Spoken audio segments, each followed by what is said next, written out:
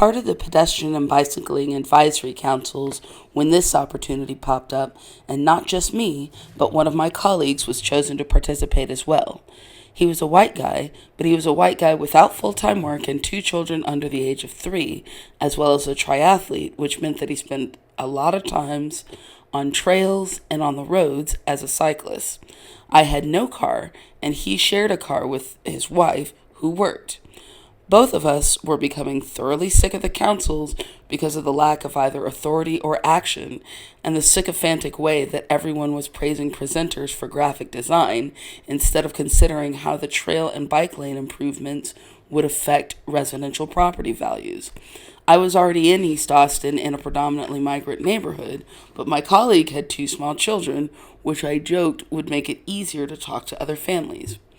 We were both drawn to the pay, which was not a lot, but for me, it was a lifeline that allowed me to continue doing advocacy work instead of conforming to the dominant narrative.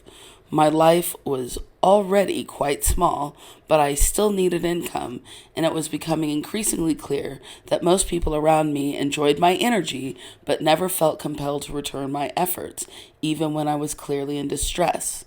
Being paid for community engagement was a big step because most people who are paid to advocate have literal positions dedicated to grant applications. Getting money to change the dominant narrative sounds nuts when I say it out loud now, but I thought the air was electrified after the protests, and since some people were younger, I expected better. During the month of June, the program started with a black consultant who had already had issues with some of the municipal policies, but began with the advocates because of the underlying contract. I was invited to an interview to complete the application, and I met her and some of the other members of the city's team of staff dedicated to the task. Rather than be nervous, I wanted to figure out how the city planned to incorporate BIPOC voices into the expansion of sidewalks, trails, bicycle lanes, and public transportation for 2 reasons. First, whenever these projects were completed, the property values of the surrounding communities always increased, so the infrastructure could be directly linked to displacement, something that the Pedestrian and Bicycling Advisory Councils never liked to hear.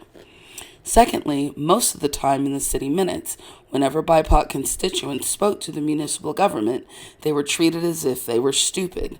I had no interest in experts being condescending. After being accepted into the program, there were a lot of Zoom meetings to maintain the social distancing methodology, which worked wonders because it meant that everyone could easily get to all the meetings. There really were BIPOC advocates from all over East Austin, and it is notoriously difficult to get from east to west because of the racism that was consistently cultivated into the city plans.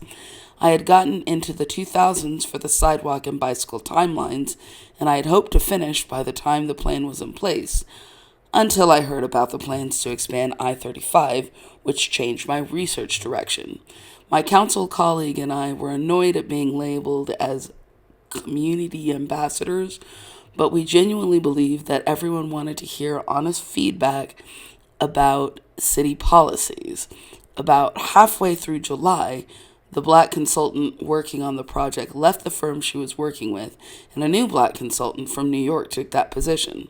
Not surprisingly, the first black consultant joined an activist organization called Go Austin, Vamos Austin, affectionately known as GAVA, and that was the last I saw of her involvement with the project. Leaving would become a trend in this project. During the month of September, a project manager with the city came and spoke to the Pedestrian Advisory Council in one meeting, and he was discussing the process of ATX walk bike roll with other council members. Throughout the meeting, there were several references to professionals and experts that the council members nodded along with, but I said nothing at the time after dealing with nobody standing up for me with the condescending council member and the collaboration leader. After the meeting, I sent the project manager an email basically stating that it was inappropriate to say things like expert and professional when those terms have often been reserved for white people who come in and destroy communities. For obvious reasons, people have trained themselves to believe that the only professionals are trained people with power. He offered to meet with me, but I had gotten tired of fake meetings where people performatively emoted without changing behavior, so I maintained that I had said what I needed to say. In October, my council colleague stated that he had surveyed people, but that he explained that the city had already heard their grievances. No one wanted to rehash what was being said, and my colleague asked if I wanted some of his hours since he had reliable income. We confirmed with the city, and I made a point of going to trails, going out of my way to get to the ones that were closest to the remaining BIPOC communities. A lot of displacement had already happened because of the new vision for East Austin under Kirk Watson in 1999, so getting to large communities of black people took time, especially without a car. In fact, other ambassadors were starting to leave because the constituents they talked to had already engaged with the city and had felt ignored by the city's actions. Most people were reluctant to complete surveys, which makes sense because surveys are a tool used to suppress free communication. So I usually asked leading questions and let people tell me whatever they wanted. We kept attending meetings, but one of the issues that I was beginning to have with the meetings is that our handlers kept needing to control our behavior and revert back to what they knew about community engagement. Everything was supposed to happen on their terms, and even when people were sharing reports and getting real feedback, the only issue seemed to revolve around using surveys so that data could be manipulated into charts and graphs.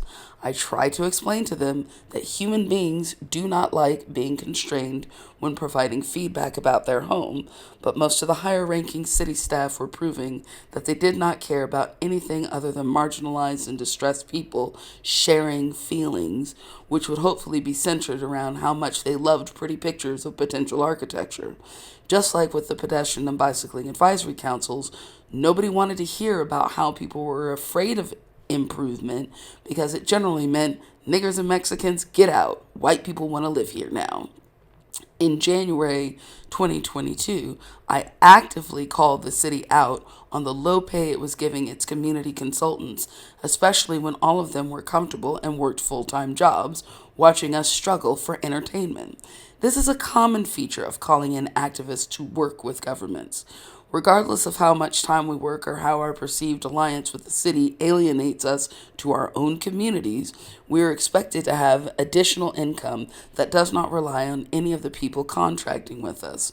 All the activists are expected to endure economic distress, while the city leaders are given reasonable salaries and can spend time furrowing their brows at what we say while they wait and search for white people to contradict us.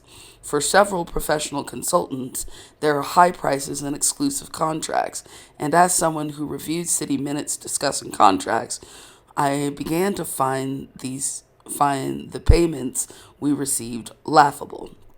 Nobody would be able to live or sustain a business under these tiny contracts, and meetings were not just to engage with us, but for accountability. And towards the end, even the city staff was over its overseeing role with people the city claimed to want to engage. At this point, I should point out that the funding for all the outreach for marginalized communities came from the Biden administration through an executive order entitled Advancing Racial Equity and Support for Underserved Communities Through Federal Government, and the total was $1 billion. Before anyone gets too excited, I want to remind everyone that most of Black life revolves around navigating the wishes of the dominant narrative. If Black people try to make our own communities, people work to insert themselves into those communities so that we neither compete nor transcend the expectations of others. When people decide that we are too much, they work to destroy anything we have built, just like the deciphercity.org website, and then they furrow their brows and or cry when we discuss how we are harmed. Rebuilding after destruction requires time, energy, and resources, and bear in mind that most of our communities are located in either really urban areas or really rural areas, both of which are expensive in different ways. Sending $1 billion to fix racism may sound like a lot until one considers that every major city in the United States had a historically Black community that was wiped out when others decided that they wanted to live in those areas or dilute the solidarity they saw. war gets more funding than engaging with harmed citizenry in the United States. The consultant who was working with ATX Walk Bike Roll was a black woman from Brooklyn, and we clicked because of our Ivy League backgrounds and our experiences around being surrounded by those who expected us to carry their burdens. In fact, because of this consultant, I was recruited for another contract which had a much shorter contract but was more concentrated on public transportation.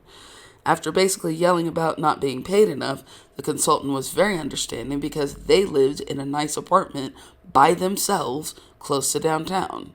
Furthermore, I was invited to participate in a conference with the Association for Pedestrian and Bicycling Professionals in Minneapolis, Minnesota. At the time, I was so disoriented with figuring out where I was going to live and looking for full time work that I completely forgot where this conference was going to be held. Since I had been to conferences before, I agreed in a manic fervor, and the consultant submitted the information.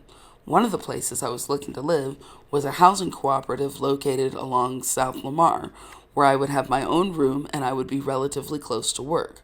To live in this cooperative, I needed to have 2 meetings with them, and the shortest stint would be about 6 months.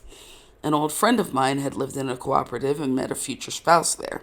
I was not looking for companionship, but the fact that the old friend had stayed in the cooperative for years made me appreciate the opportunity. I was accepted for a meeting, and everything seemed to go as planned, but I would have been the only black person in the household. People should understand that since I was raised in West Austin and lived there for most of my life, I was very acclimated to being the only black person in a situation, and having my own room would have made the process even easier. Because I was doing surveys with ATX Walk Bike Roll, I emailed the cooperative to thank them for their dinner invitation and to send them a survey. While I was not trying to pressure them, it was unclear why I failed to hear from them after that dinner. I had nowhere to go after my apartment lease ended, and I was wondering why I was hearing nothing when I could not fathom what could have gone wrong with the dinner. Finally, I accepted at the end of the month that I was not going to hear back from the cooperative, and I managed my depression the best I could. People may argue that sending a survey and a thank you email was a bit assertive, but I never followed up on the information. That was one of my jobs, and I wanted people to see that I was safe enough but respectful enough not to be pushy. Later on in life, I would live in a shared household where I was not the only black individual, and I felt extremely grateful for not previously having lived under such circumstances. Time was inching forward, and I was getting more frantic, but I knew not to reach backwards in my life because when people are used to black women behaving a certain way, they expect that behavior without question and will not condone or nurture vulnerability in a healthy way. I had a couple of colleagues from an old project, and one of them was trying to keep a job while supposedly living in an unhealthy situation.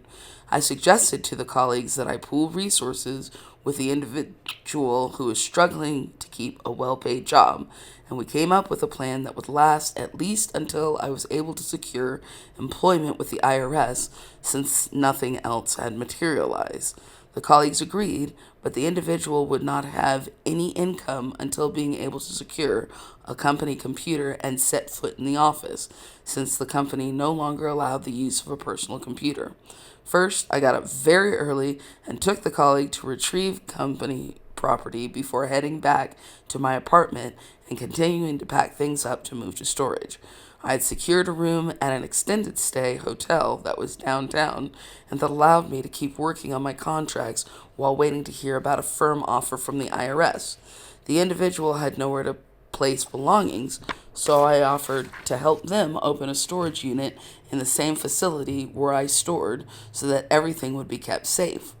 During this entire time, I was going to meetings with ATX Walk Bike Roll, but for a week I could do very little outreach, which worried me because I still had no reliable income. My roommate's belongings were secured, as were mine, and once we moved into the hotel room, I basically collapsed into sleep and asked for a day without engagement since my roommate would finally be able to go into the office. Looking for short-term housing is incredibly stressful, but since I had lapsed on one of my higher credit card payments, I would not be eligible for any apartments at the time. Also, I needed to be close to bus service and I would need to be close to the IRS, assuming that I would need to arrive early in the morning based on my previous experience with the IRS. Therefore, I looked at Craigslist and there was a house in Old West Austin with 2 bedrooms, and I shared the information with my roommate, who agreed to the price. It would be a walk for the IRS, but I would have housing with bus access near sidewalks and bicycle lanes. I still had a bicycle tour to give at the end of April 2022, so I needed to be close enough to the site so that I could receive the final payment of that contract.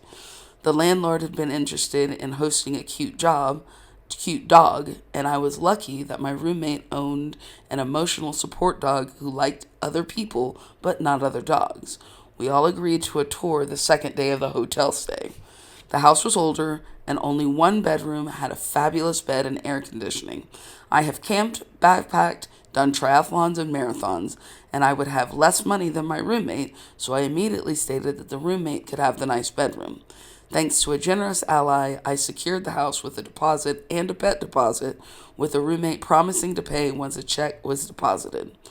Our other colleague stated that a fan was available so that I could be comfortable, and having lived in New Haven, Connecticut, and New York City without air conditioning for 2 summers, I was perfectly fine with a fan.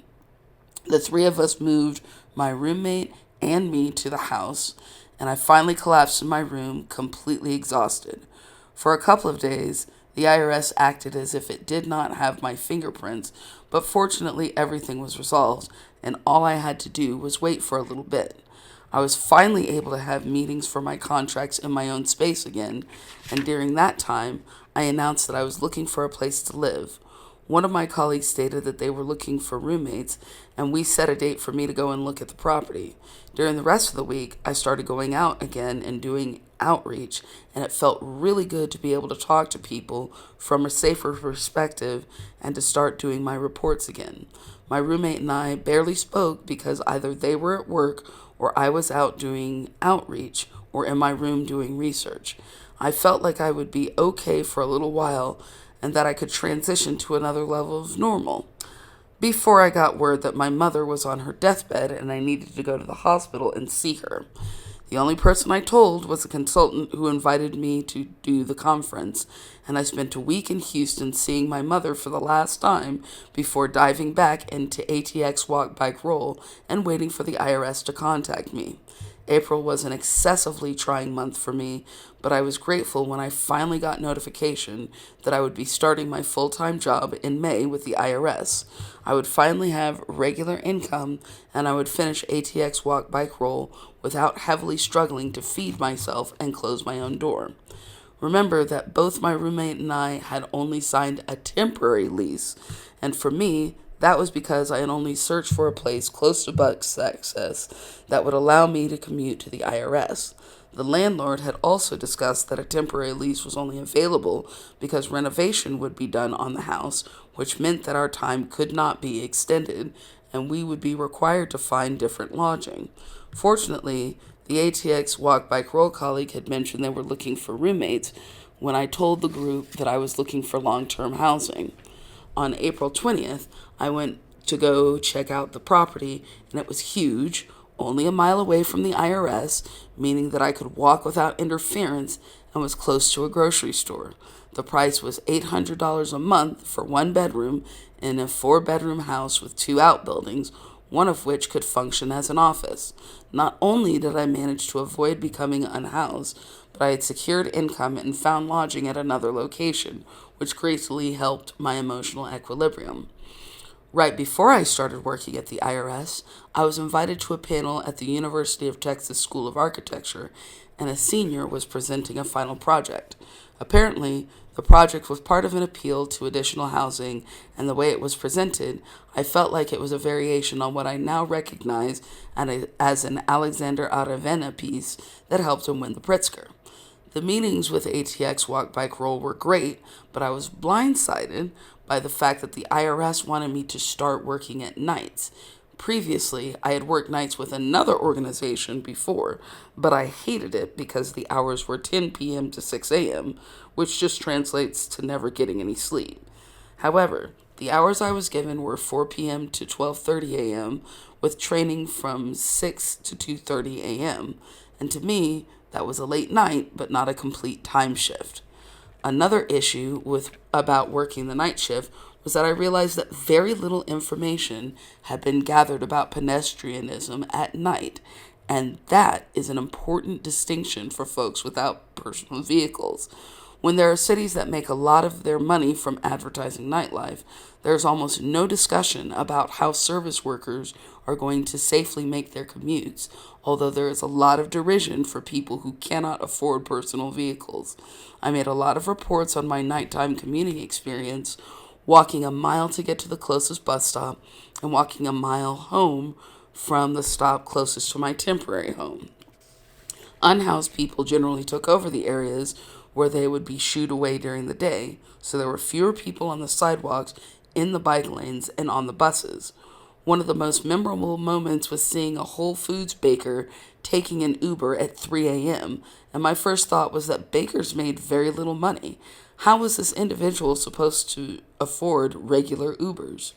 Since my income was already precarious, I had switched my phone service to one of those $15 a month services back in 2021, and I had experienced problems with it ever since. Basically, unless I was directly connected to Wi Fi, I would have no internet access on my cell phone, although I was able to make phone calls. My phone was purchased in 2018, so I imagine its obsolescence was also starting to become a factor. Thanks to the city liaison for ATX Walk Bike Roll, I was able to rent a portable hotspot so that I could have internet access just about everywhere I went. It was like carrying two cell phones, but when it was time to access my bus pass, I was assured that I would have internet access to reach the app, even though it was promised to function without needing Wi Fi. After about 3 months, I was ready to stop using it, though, and get a regular phone plan, but I wasn't sure of which one to get based on my contracting and working full time. Someone within the activist circles wanted to sign as family, but I had already experienced bad faith with family phone plans that led to coercive control, so I wanted the phone plan to be my own. The ATX Walk Bike Roll consultant and I met to put together the presentation for the Association for the Pedestrian and Bicycling Professionals Conference once I had moved into my long-term housing in August 2022. She put together a beautiful PowerPoint, but agreed that I would do most of the talking only because of my independent research and experience in Austin. Only then did I snap out of my frantic mania and ask, "Oh, so when are we going to New York?"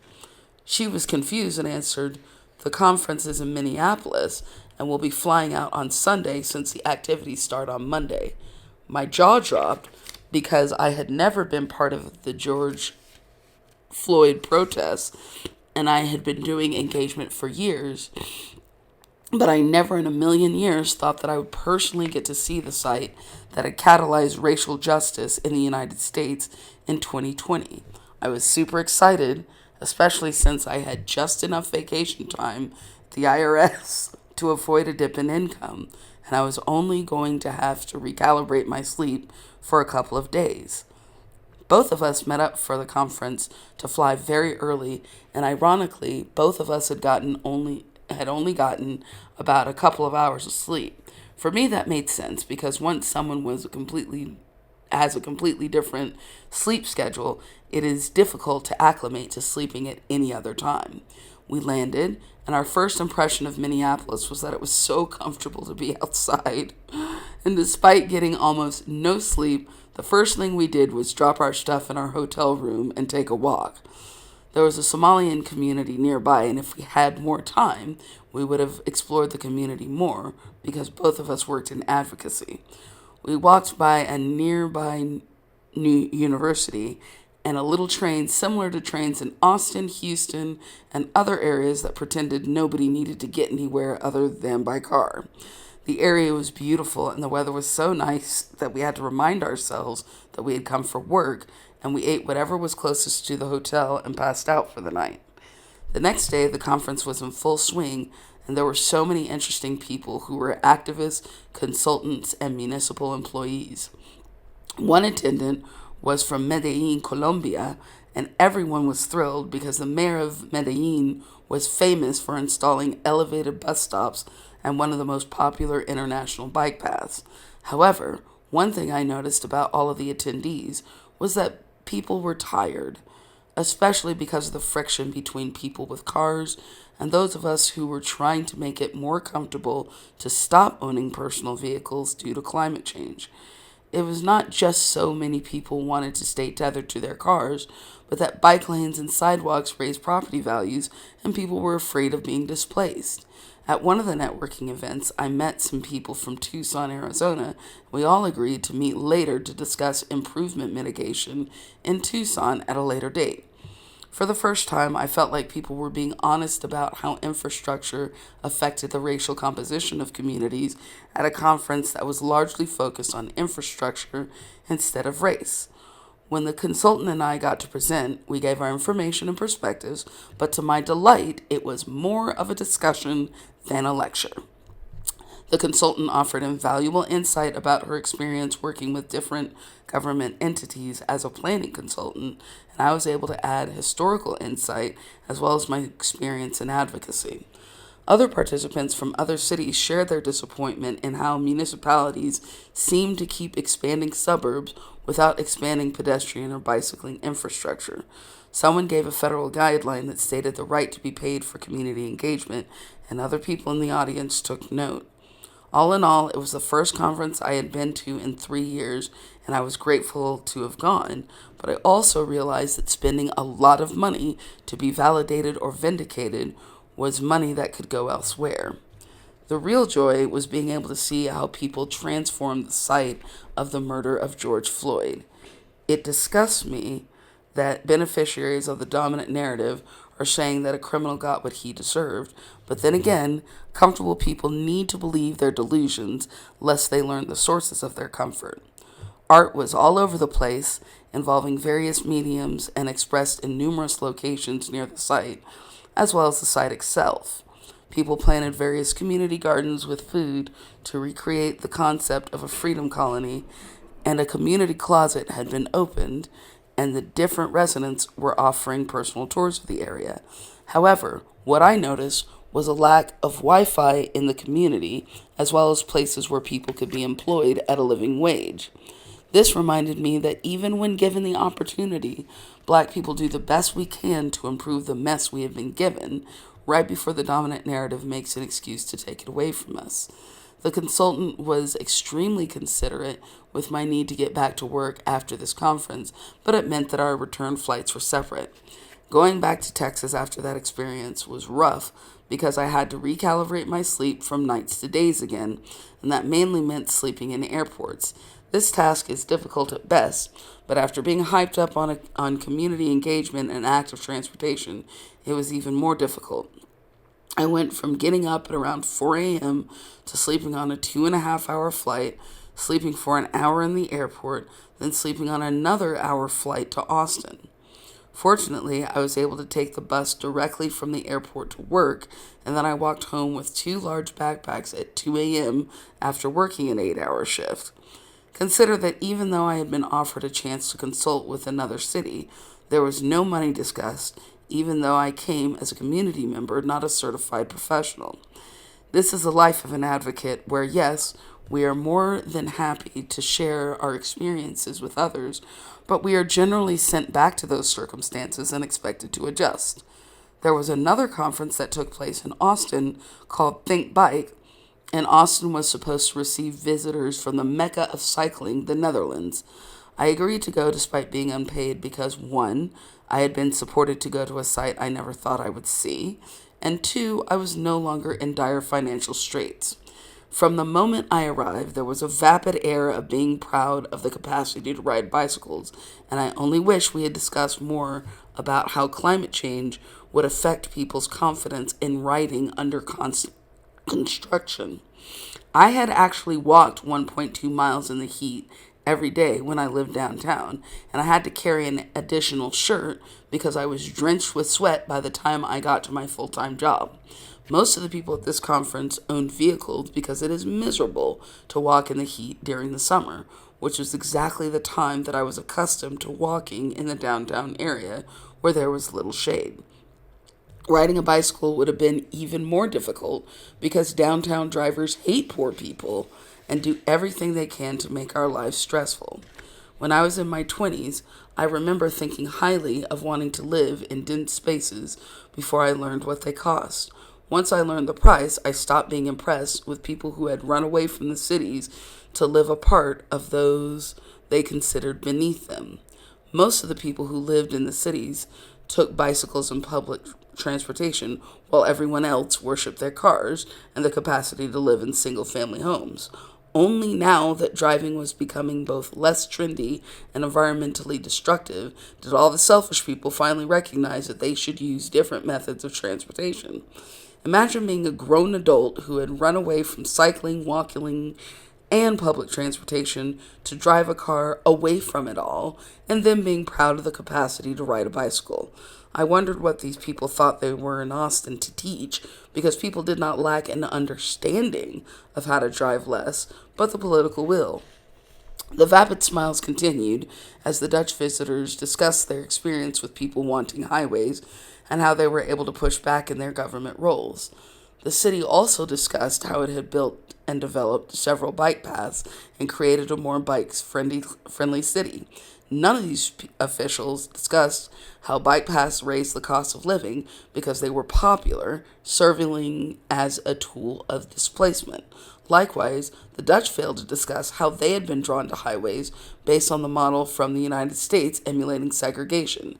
That is, until the bicycle planning staffer stood up and more or less said, "We need to discuss how all of this behavior has been colonial in nature and that there has been extensive destruction on marginalized communities from both the Netherlands and the United States."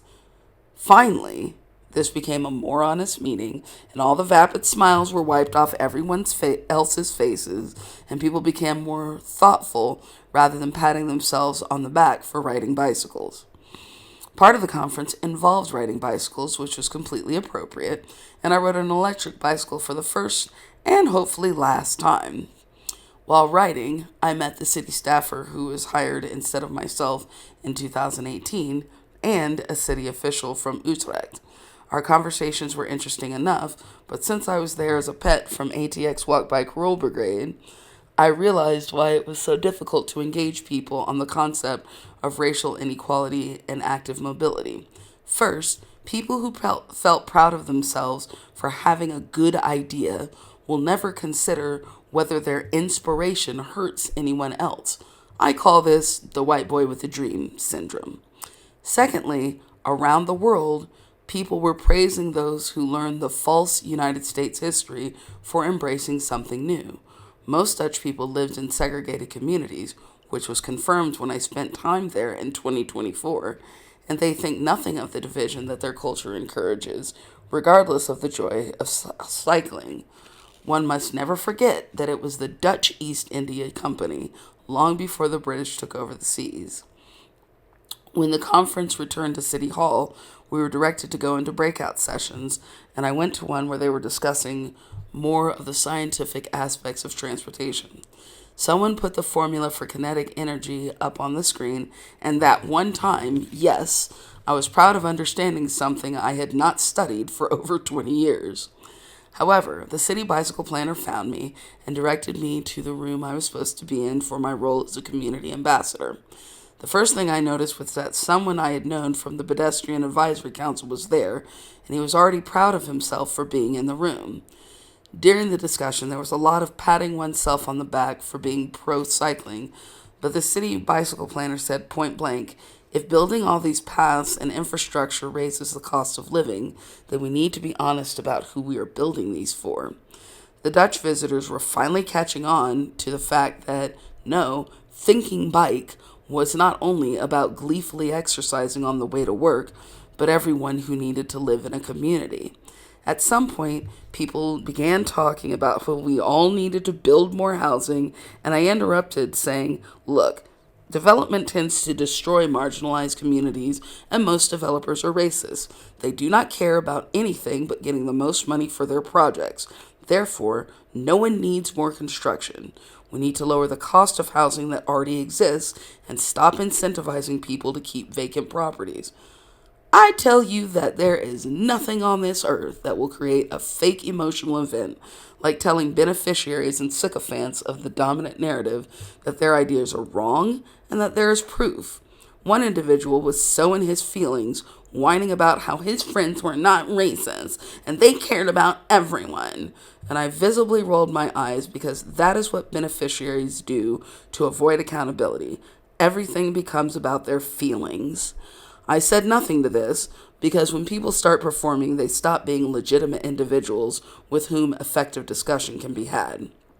To this day, I'm not interested in anyone who makes my lived experience about their feelings. All the efforts I have discussed, getting to the feedback, meetings, and conferences, involve what it takes for people to get to places with consistent public transportation day and night. Imagine if I had existed without the education or network I had at the time. People who commute to air conditioning and white collar professions have no concept of how inhumane it is to expect speed and efficiency from those who do blue collar or service industry work after commuting over an hour in the heat. Yes, several people within the working class understand all the transportation, but people moving to Austin for the first time with limited resources will not feel comfortable asking all these questions. Apps can be helpful, but they can also be misleading, and Google may not have backup information. I learned that the hard way when trying to rely on Google in other developed countries. Months later, after this conference, the city staff suggested that community ambassadors go to another unpaid conference called the Equity Transit Oriented Development Summit, and once again, we would not be paid for our participation, not even through the contract.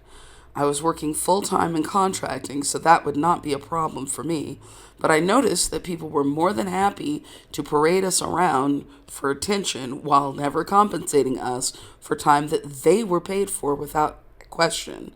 One of my roommates was able to lend a car, and I was able to drive to the city buildings, which was helpful because I had to wake up early and hopefully sleep again before work. Again, I saw all these folks who were super excited about the train expansion, but had failed to consider how it would affect any of the poorer communities.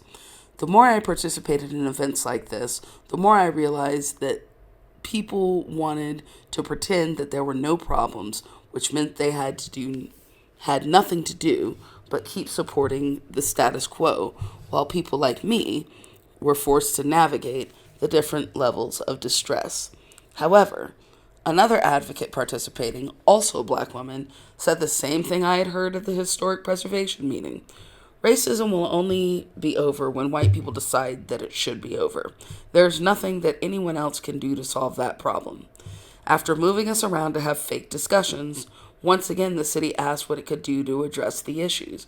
I decidedly stated, if people could hear the word no, there would be no reason for any of these meetings. I hear no all the time. And when I hear that word, I don't assume that I can still have my way. However, it seems that no one within the dominant narrative believes that they have to hear no, and so they continue to destroy other communities. No one listened because people were paid not to listen, and I went back home being disgusted with my participation. After all, there are only so many times that one can be rejected before being disinterested in continuing to engage, and playing into the dominance game puts a target on the backs of those who can least afford it. By this time, the community ambassadors for ATX Walk Bike Roll had done our engagement and report portion, and we were waiting for the city to give us the Austin Strategic Mobility Plan to review so that we could put our final stamp of approval. By then, there were only 4 of us left, and we were so thoroughly sick of having to plan all this around our otherwise busy schedules while this was part of everyone else's full-time salaried jobs. I had a couple of other contracts, but my bread and butter was no longer activism, since it was impossible to survive in Austin without being one of the chosen few black consultants, and I needed a full-time job to do what was necessary. Our first meeting to set up our methods of review was in November, and after going to 2 to 3 hours of meetings before going to work full time, I was tired and wanted to spend most of my spare time sleeping. By December, we were given a copy of the plan, and the city bicycle planner assured us that we would be able to double our hours to complete the contract and use all the remaining hours. It was also during December that I was able to relinquish the mobile hotspot and commit to a phone plan so that other constituents could use that resource. One thing about working full time, contracting part time, and working on multiple projects is that it is very possible to work oneself sick, which is exactly what I did by the end of December. After a year of multiple moves, recalibrating sleep, and answering to a number of different entities, my body rebelled and I was knocked into bed for the better part of a week. I thought I had COVID-19 even though I had the vaccination, but all the tests, including the ones I paid for, indicated that I had not been positive. Unfortunately, because my immune system was already compromised, I finally contracted COVID-19 after trying to return to work at the same pace. That consulting meeting for Arizona was completely rescheduled online, even though one of their city staff, had traveled all the way to Austin for a conference. The black consultant and I met with Tucson and discussed the pitfalls of city engagement with the community, and I learned that there was a large Asian population in Arizona based on the railroad construction. I met with one Tucson staffer after Winter Storm Mara had knocked out the power, and I was grateful to be able to charge my phone at work so that the meeting could finally happen. By the end of January, all our reviews of the Austin Strategic Mobility Plan were complete. Ironically, there was one night during the last week when I was walking home and cutting to an opening in the parking lot for neighborhood residents, and I was stopped by the shopping center security and demanded to get out of the private parking lot. This incident was funny because I was reviewing the plan and because it proved that despite my involvement, Austin would not change because bigotry has been allowed for too long. There were some final emotional expressions, but the four of us were confident that the city would not stand up for our voices, largely because we had seen on other projects that the city felt required to cave to bigotry. Sure enough, the city bicycle planner sent me a video from a planning commission meeting in July 2023 when an empowered bigot selected by the segregationist mayor felt that his voice was more important than black women, non-binary individuals, and a formerly homeless indigenous woman. All the work we included was essentially scrapped, and everything was about suburbanites and their comfort. One of the most helpful things about ATX Walk Bike Roll was that people saw Austin for what it truly was, which was a fake bigot who thinks that black and other marginalized people are there for its entertainment. The final city liaison moved on to Atlanta, Georgia, in hopes of getting a better experience. The city bicycle planner had reduced hours, and the black consultant had gotten a job that allowed her to return to New York City. Bad faith participation leads to disengagement. I remember one constituent talking about how tired he was when I offered him a survey, and all the people in the neighborhood where I finished had mentioned that when they tried to engage with the city, they never felt heard. Performing empathy without actually engaging it will only get people so far before everyone stops buying the act, and nobody believes that anyone who refuses to see the effects that sidewalks, bicycle paths, and disability access have on communities will ever see the racism in those results. Usually, when people in advocacy are caught being abusive or offensive, they performatively emote and talk about being attacked for their passion. Austin needed to realize that people are demanding to keep being approached by activists, but they thrive on rejecting others and appealing to egos rather than substantive change. Too many people think that white commentary on the non-white experience is the only necessary perspective, and until that mindset is released, these circumstances will continue to happen. Furthermore, when people say that black people are not professional, they mean that black people often will not let them get away with mistreating them. Many city officials need to stop expecting the people enduring the mess they made to take charge of cleaning up the mess. Such an attitude is emotionally immature and selfish, and people lack the resources to feed into the delusion that the government is engaged after repeatedly causing pain. Later, the final ordinance included information about how suburbs were constructed without much shade. Well, no one told white people to run away from everyone else and live car dependent lives on the city's dime. They chose to run away and build transit restrictive communities while isolating themselves from the consequences of their own regulations. This was just another example of how, even when the dominant narrative makes specific choices about alienating society, the government is expected to maintain the reality that nothing is wrong. Such a double standard is the reason why the whole build, build, build rhetoric is moronic to me. We cannot indefinitely afford to keep building highways and pumping utilities to places in the middle of nowhere because people feel unsafe in areas that are not racially homogenous.